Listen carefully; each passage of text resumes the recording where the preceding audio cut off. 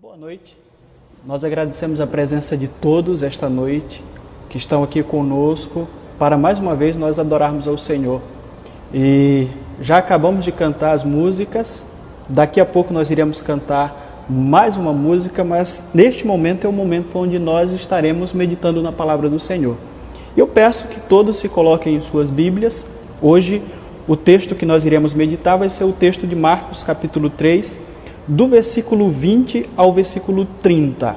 Então, à medida em que todos forem encontrando, se coloquem aí no texto mesmo, para todos juntos fazermos a leitura desse texto, que eu acredito que vai ser muito importante você ler o texto para que você possa compreender também.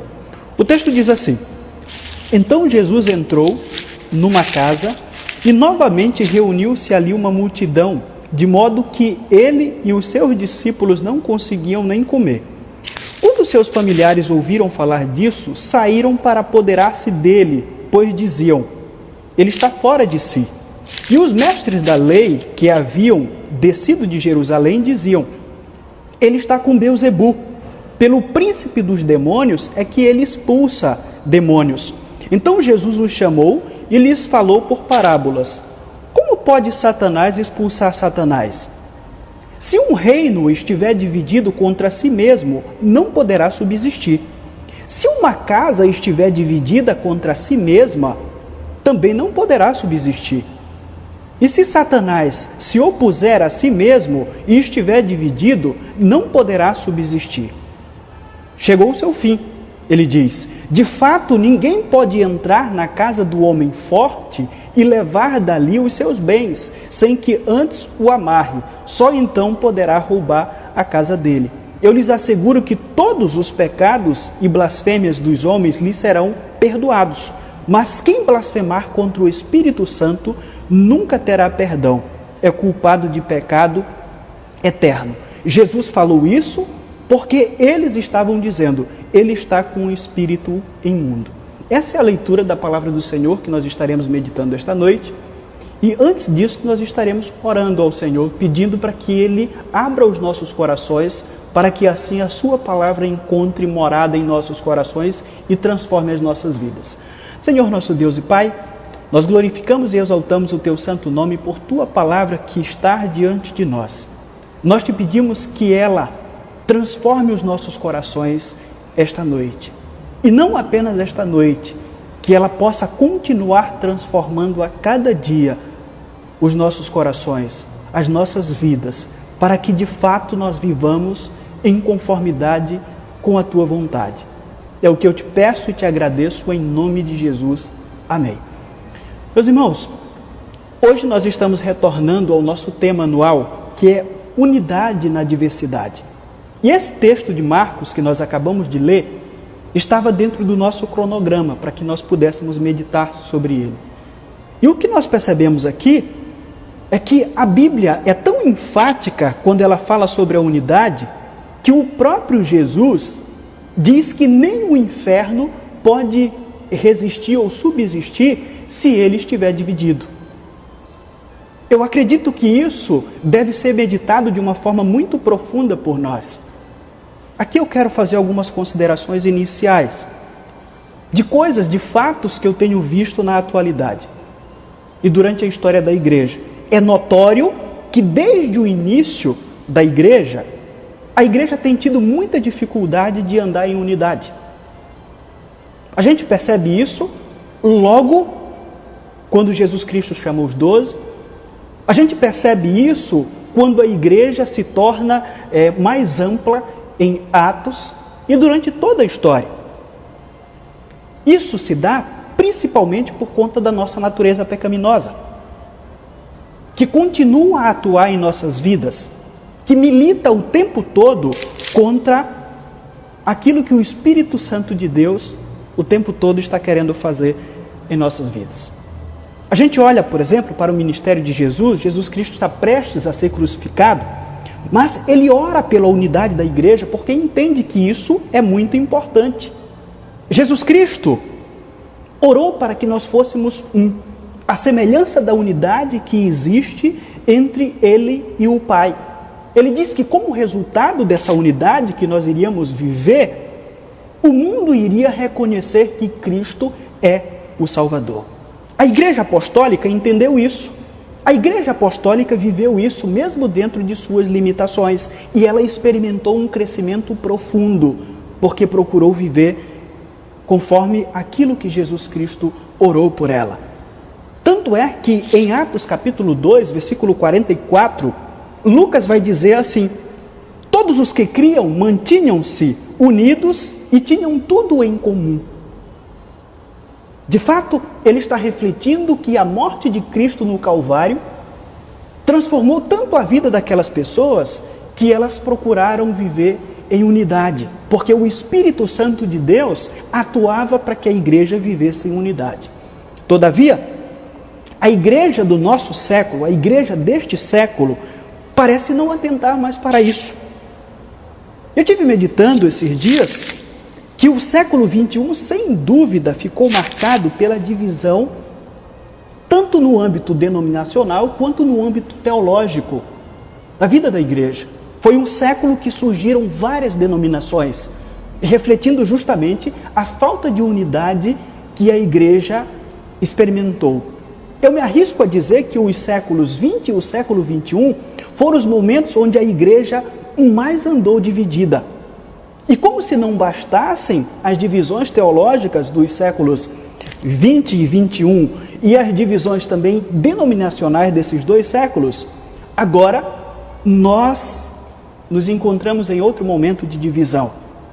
Você, por exemplo, vai ao Facebook ou ao WhatsApp de um crente e você não sabe se ali há um crente ou se há um militante partidário.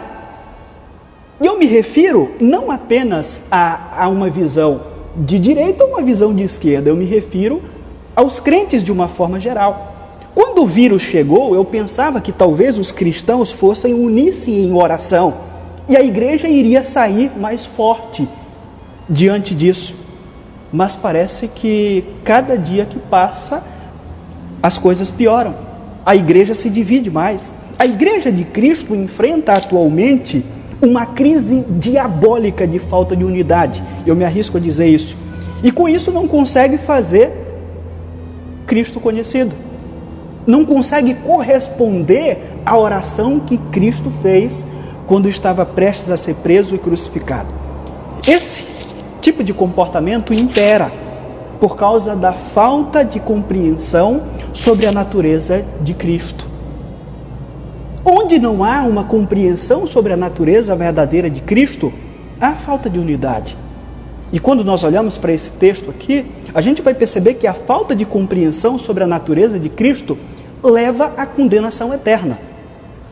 Foi isso que Jesus Cristo falou para aquelas pessoas. E aqui eu queria considerar algumas coisas com vocês esta noite. Eu queria considerar que, por não compreenderem a natureza de Cristo, ainda hoje as pessoas possuem ideias errôneas sobre Ele. Isso está registrado no capítulo que nós acabamos de ler, a partir do verso 20 e até o verso 22. Esta passagem nos mostra que até mesmo aqueles que fazem parte, ou faziam parte do círculo mais íntimo de Jesus, são tentados a terem uma visão deturpada acerca da natureza de Cristo. Os parentes de Jesus achavam que ele tinha perdido o juízo. É isso que literalmente o texto diz. Perdeu o juízo ou ele está fora de si.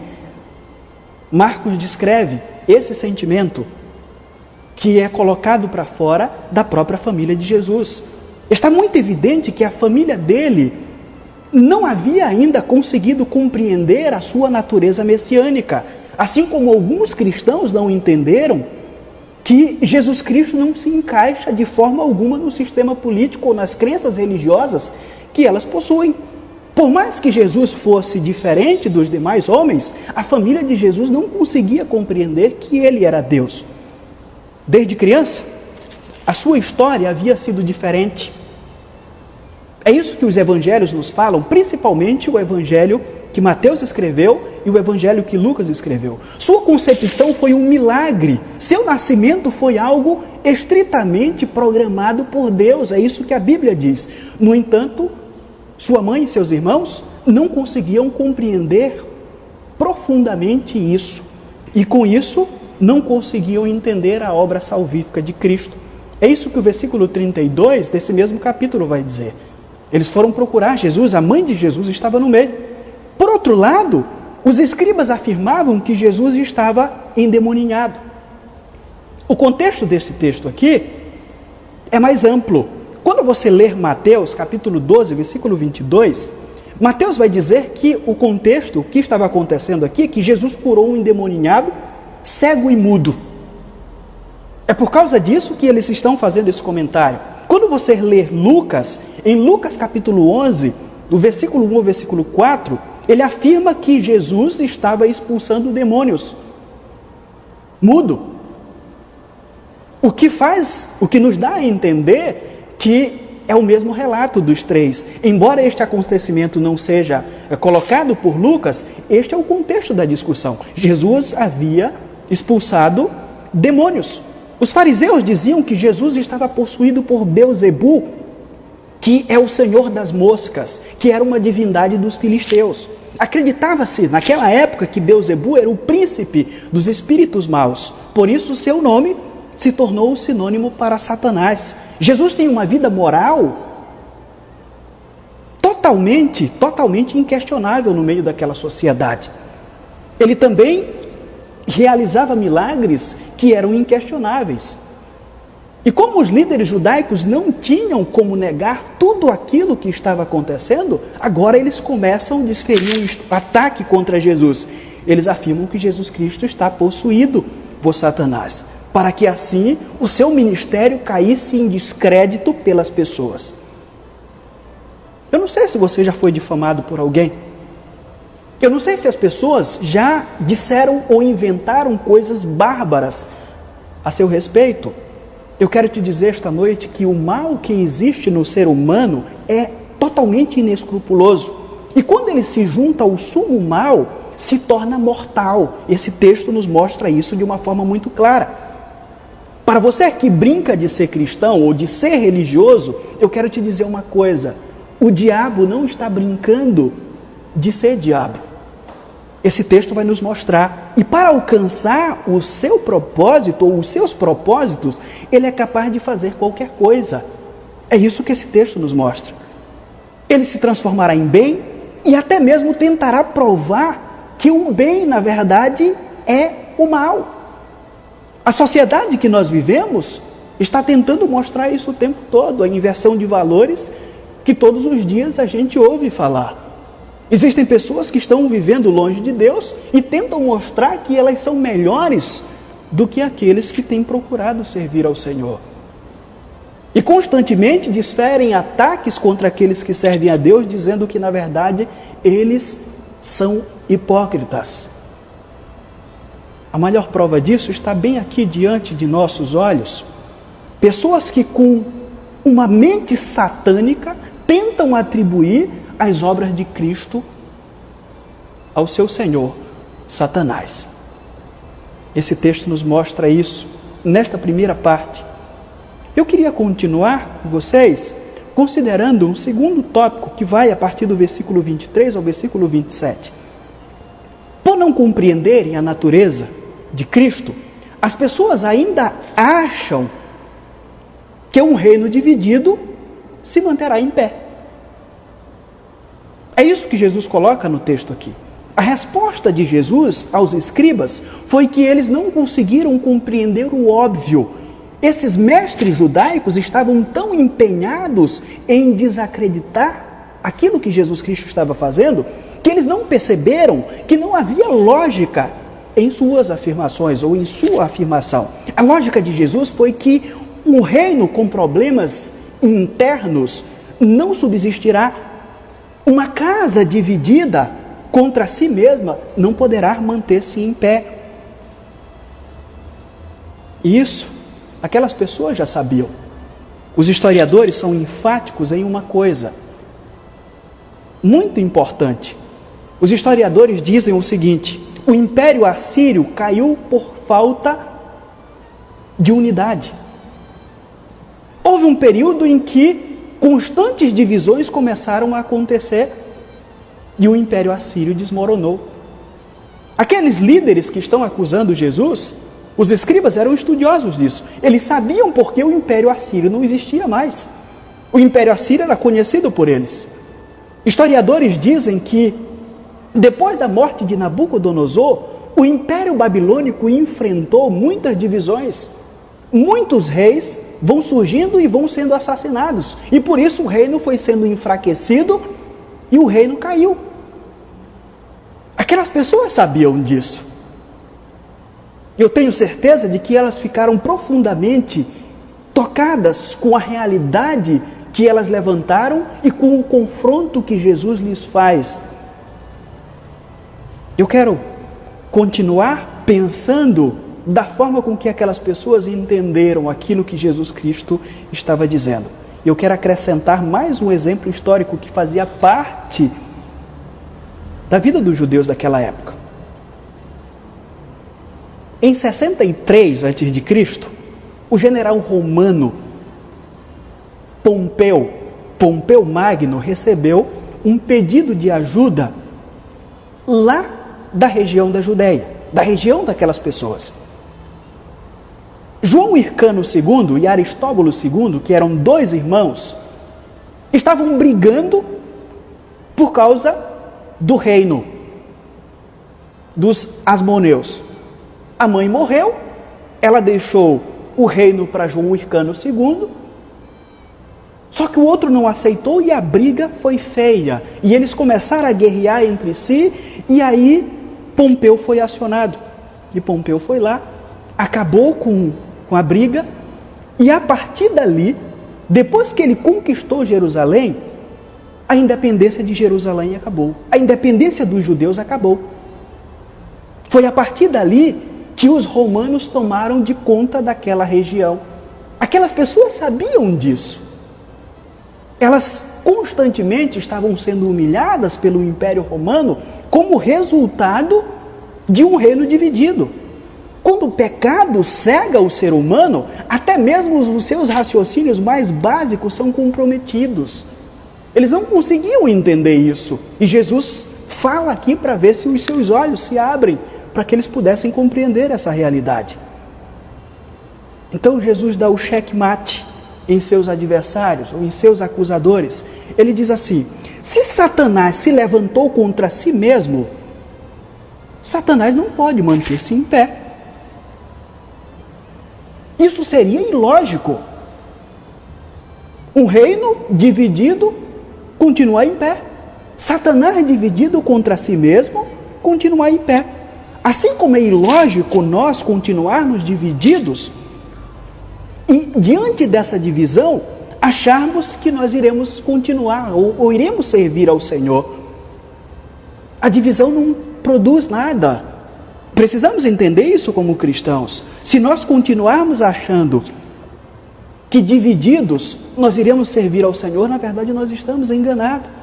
Nós precisamos parar de deturpar a Bíblia para ajustar Jesus Cristo à forma política ou à forma religiosa que nós defendemos. Nós temos visto o tempo todo as pessoas tentando fazer uma interpretação sobre Jesus, de coisas que Jesus não se envolveria hoje. Quando você tenta ajustar Jesus à sua forma religiosa ou à sua forma política, na verdade, pense comigo, isso só poderá fazer uma única coisa, que é atrair a ira de Deus sobre a vida de quem faz isso. Pare, eu diria para vocês, pare de se justificar. Às vezes existem pessoas que fazem o seguinte: olha, eu estou com um problema com fulano de tal, porque na verdade ele é o culpado. E quando nós olhamos para a Bíblia, esse tipo de justificativa não pode se manter em pé. As pessoas o tempo todo estão tentando se justificar, culpando os outros pela falta de unidade que existe entre os cristãos. Jesus disse no Sermão do Monte que deveríamos amar os nossos inimigos e orar pelos nossos inimigos. Quanto mais os nossos irmãos, que não são nossos inimigos, são nossos irmãos. Paulo disse algo muito interessante também. Ele diz que o que dependesse de nós, cristãos, nós deveríamos ter a paz com todos os homens. Em Cristo nós não encontramos justificativas para a falta de unidade, para a desarmonia. Esse texto vai nos mostrar. Esse texto é muito claro ao nos dizer que nem o inferno pode subsistir se ele simplesmente decidir lutar contra si mesmo, guerrear contra si mesmo. Mas há cristãos que às vezes pensam que podem continuar servindo a Deus, podem continuar vivendo diante de Deus como igreja, longe da falta de unidade. Se Jesus Cristo disse isso aqui, eu acredito em Cristo. Aquele que orou pela unidade da igreja, aquele que disse que a igreja só se manteria de pé se de fato ela estivesse firmada nele. Ele disse que as portas do inferno não prevaleceriam contra a sua igreja, aquela que anda servindo a ele o tempo todo. E os discípulos de Cristo entenderam tão bem isso, que eles colocaram em prática. Eles entenderam que aquele que está servindo a Cristo precisa entender que as inimizades que nós tínhamos anteriormente foram quebradas a partir do momento em que nós entregamos as nossas vidas a Cristo. Quando nós não vivemos a unidade bíblica, nós não fazemos jus ao sangue de Cristo que nos uniu quando foi derramado por nós na cruz do Calvário. Mais uma vez, antes de prosseguirmos, pense, Jesus Cristo disse aqui algo muito profundo: nem o inferno pode se manter em pé se ele estiver dividido contra si mesmo. Agora imagine a igreja, imagine o seu lar. Muitos lares dos cristãos estão enfrentando problemas o tempo todo, e as pessoas acham que podem chegar a algum lugar com as divisões. E Jesus Cristo está aqui para nos dizer que isso não é possível. Se Cristo disse, então creiamos naquilo que Cristo disse. Uma igreja só pode prosseguir verdadeiramente, se abençoada por Deus, quando ela procura viver a verdadeira unidade, a unidade bíblica, que foi quebrada quando o pecado entrou no mundo em Gênesis capítulo 3. O versículo 28, ou do versículo 28 até o versículo 30, Jesus nos dá outra lição interessante. E eu queria que você meditasse sobre isso. Por não compreenderem a natureza de Cristo, as pessoas terão que enfrentar o juízo. Isso é algo óbvio que o texto coloca aqui. Então Jesus Cristo diz, amém, o texto em grego vai dizer amém, verdadeiramente, para dizer que esta expressão, aquilo que ele vai dizer, é uma verdade solene. E aí ele prossegue dizendo aquilo que ele vai dizer. E aí a gente vai considerar esse fato nesse texto. Neste momento, eu queria que você lembrasse, por exemplo, todos os pecados graves que você já cometeu, para que nós pudéssemos entender esse texto aqui. Um pecado tão grave aos olhos humanos, que ao ser lembrado, causa rancor e ira, se você já cometeu algum tipo de pecado aqui. No entanto, Jesus garante que esse pecado tem perdão. Quando ele diz todo pecado, tem perdão. O verbo está no futuro, mas isso não quer dizer que você será perdoado no futuro. Não é isso que Jesus está dizendo. O perdão é recebido no momento em que acontece a fé genuína. Ele diz isso neste verso. No entanto, Jesus nos fala sobre uma classe de pessoas que não terão perdão de Deus. E aqui ele utiliza o termo aqueles que blasfemam contra o Espírito. Blasfemar significa expressões irreverentes. Quando você diz alguma coisa que seja ofensiva ou difamatória, que é pronunciada contra Deus. É isso que Jesus Cristo está dizendo aqui. Todo pecado será perdoado, até os piores pecados, mas aqueles que blasfemam contra o Espírito Santo de Deus não terão perdão. Os pentecostais e neopentecostais usam esse texto aqui para acusar os cristãos tradicionais de que eles são blasfemadores contra o Espírito Santo. Inclusive, eu já tive colegas que me atacaram utilizando esse texto aqui. Mas eu queria que você olhasse para o texto comigo para que nós pudéssemos ter a verdadeira compreensão sobre aquilo que Jesus de fato está falando aqui.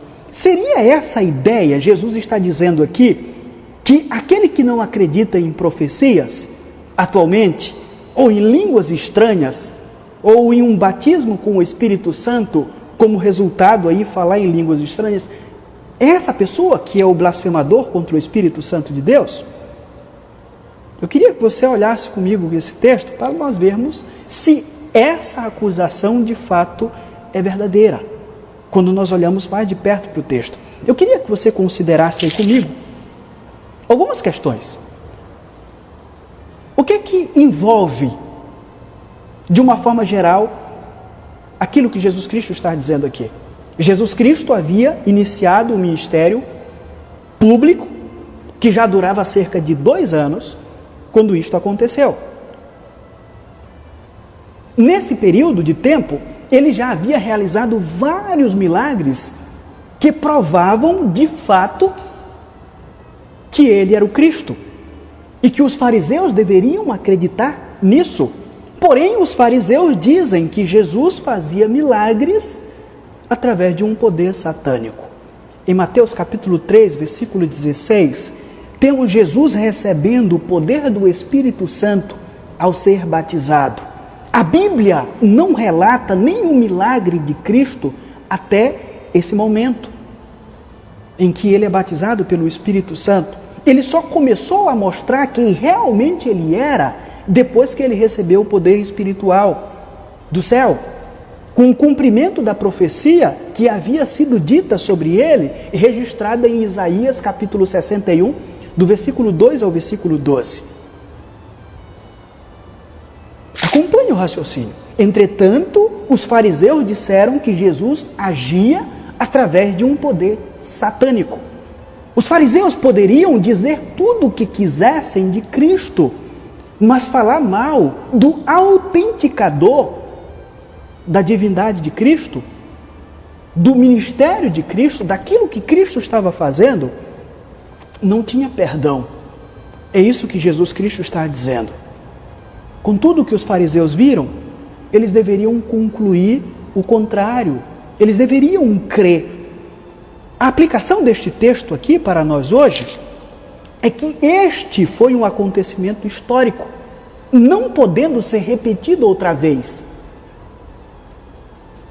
Para se aplicar a você, por exemplo, que crê em línguas ou profecias, e alguém que não crê, é esse alguém que vai se encaixar dentro desse contexto. Em um sentido primário, esse texto não se aplica a nós, ele se aplica a Cristo, ao ministério de Cristo. É isso que ele está dizendo. Não envolve aqui profecia, não envolve língua. É o ministério de Jesus que estava evidente para todos, que estava sendo realizado através do poder do Espírito Santo.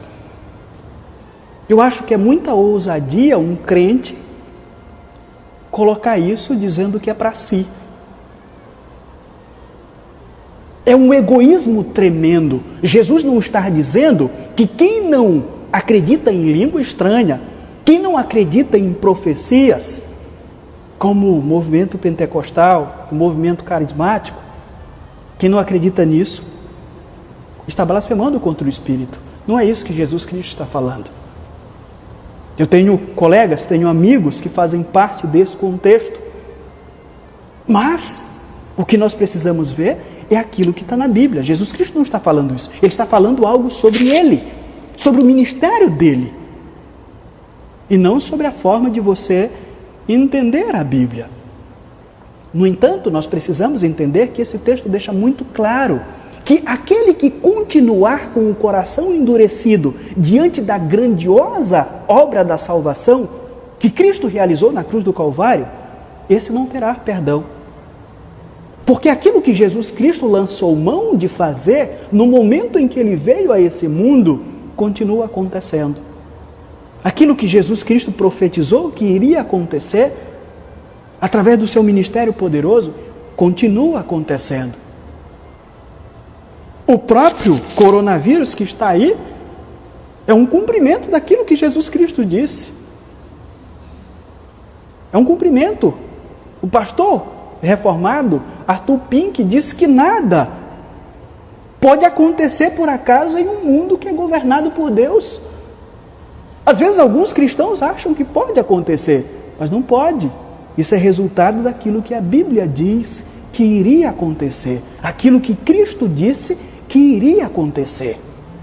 E quando você é confrontado com o cumprimento da palavra de Deus dita por Cristo, e mesmo assim você se mantém com o coração duro, isso também é blasfemar contra o Espírito de Deus, porque você não está dando ouvidos àquilo que Cristo Jesus fez por você na cruz do Calvário e durante o seu ministério, os seus 3 anos de ministério terreno. Eu acredito no cristianismo como acredito no brilho do sol, não simplesmente porque eu veja, mas porque através dele eu posso ver todas as coisas. C.S. Lewis disse isso. O cristianismo é uma maravilha para a vida daqueles que de fato estão dispostos a crer em Cristo e a andar diante de Cristo. O cristianismo oferece todas as respostas necessárias que nós precisamos para andar na presença de Deus com uma vida voltada para a vontade de Deus e em unidade. É isso que nós vemos o tempo todo nas Sagradas Escrituras. O mal que muitas vezes nos atormenta, juntamente com as suas consequências, um dia deixará de existir e já começou, na verdade, a ter um declínio por causa da obra salvífica de Cristo. E, por conseguinte, terá uma condenação eterna no inferno. Jesus Cristo vai dizer isso aqui. Vai chegar um dia em que o juízo vai vir sobre a vida daqueles que, não compreendendo a natureza de Cristo, decidiram continuar do jeito que queriam. Essas pessoas terão que enfrentar o juízo. E eu convido você, que já serve a Deus, a continuar acreditando nisso. Eu convido a você, que ainda não entregou a sua vida a Cristo, a pensar que essa é mais uma oportunidade que Ele te dá de se voltar para Ele. Para você que vive uma vida totalmente sem observar a unidade, em todos os lugares que você anda, existem pessoas que não têm unidade no lar, existem pessoas que vão trabalhar e não têm unidade ali, existem pessoas que procuram uma igreja e continuam com o mesmo problema. Pense comigo, você não irá muito longe, porque na verdade quem está agindo através de você é o Satanás. Jesus Cristo disse aqui, nem o reino de Satanás dividido pode subsistir. Ele iria desmoronar. Por isso é que ele age sempre em unidade. Mas quando a igreja do Senhor aprende com o seu Senhor de que a unidade é algo fundamental, ela verdadeiramente irá glorificar o nome do Senhor e fará Cristo conhecido ao mundo, conforme Jesus Cristo pediu em oração. Eu queria que você considerasse isso esta noite. E eu espero que a palavra do Senhor toque o seu coração e mude o seu coração, principalmente essa inimizade que é algo da sua natureza, é algo comum à natureza dos seres humanos. Nós estaremos neste momento orando ao Senhor, encerrando esse momento de meditação na palavra de Deus, e logo após a oração nós estaremos mais uma vez ouvindo o Ministério de Música que estará cantando ao Senhor, para que assim nós possamos completar o nosso culto como igreja reunida diante do Senhor.